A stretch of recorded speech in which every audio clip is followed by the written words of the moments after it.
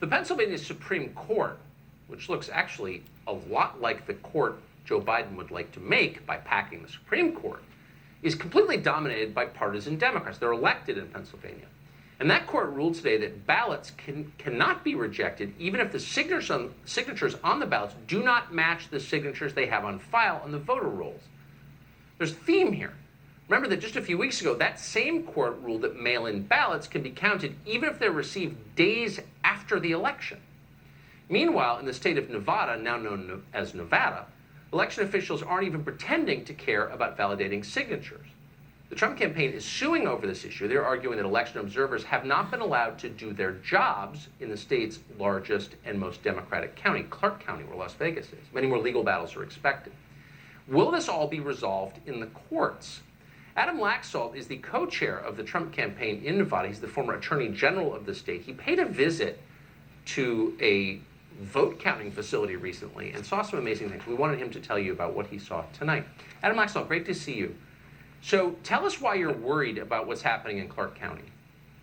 Thanks, Tucker.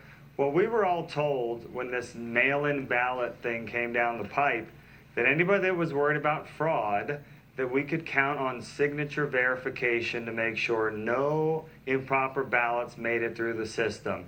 Well, let me tell you what's going on in Clark County. All of these ballots, 200,000 so far, go through a machine. The registrar there has unilaterally decided to reduce the signature standard to 40%. So while most of your viewers and most Nevadans assume a match is a match, 80, 90% at least, we're down at 40%. If that machine says it's good, ballot counts, and there is no way to challenge that signature or that ballot. If it's no good, it goes to a hand counter. When asked what the standard this hand counter has, no standard, no criteria. He looks at two signatures on the envelope and on the voter file. Is it a match? Is it not a match? If he thinks it's a match, it counts.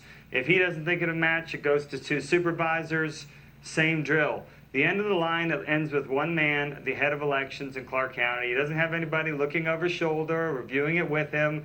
If he thinks it's a match, then it counts. And so what is the current rate of signatures not counting in the state of Nevada, in Clark County? It's just over 1%.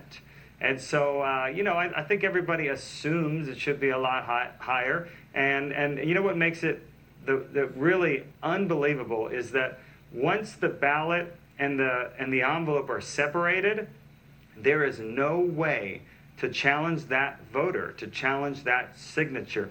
We can't go back and retrieve that ballot.